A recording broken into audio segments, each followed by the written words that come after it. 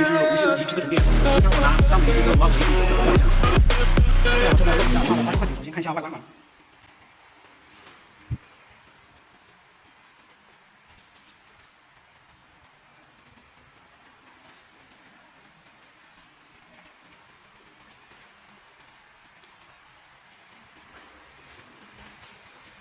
从外观上可以看出来，525 AC 要比350 AC 要整整大了一圈。虽然说这两个车价格差了8000块钱，但是我这里的话，525 AC 要比350 AC 要好卖得多。可能国人买东西啊，还是认为买大不吃亏吧。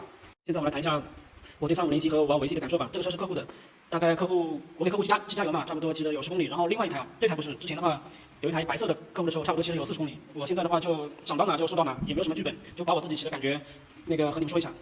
我到现在为止，我骑过很多车，包括进口的、国产的。先拿350 AC 跟525 AC 来说的话，我骑下来感觉是350的 AC，350 AC 的操控是要比525 AC 要好的，这一点不用说。操控350更好一点，但是动力呢，确实525 AC 要比350 AC 要好的不止一点半点，就是说它动力比350强多了。525 350 AC 的话，我在骑的时候，在路上骑啊，一般我就挂到4档的样子，然后的话能骑个100左右，比如说90啊、90多啊什么的。这个车的坐姿不高，然后呢是个双缸350，震动比较小。最主要是什么？如果拿无极的250跟300来比较的话，这个350它挂档更加轻松顺畅，找空档非常好找，特别适合新手。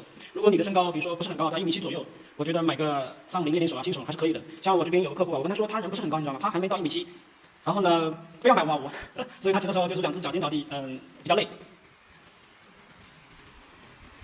还有就是525的话，这个车它骑起来，特别是要档的时候，它比较冲的，就是你要小心一点。如果上去油门开始的油门给它的话，它可能会把你，我在骑525 AC 的时候，特别是要档的时候，一定要加紧油箱，然后抓紧车把。这个车地流比较强。从外观来看的话，可能从我这边买客户的多少来决定的话，可能大部分人还是喜欢525 AC 吧。可能525 AC 的外观给人一种比较成熟啊、稳重的感觉吧。我是觉得350更加好看一点，特别是前脸啊，这两个灯的感觉。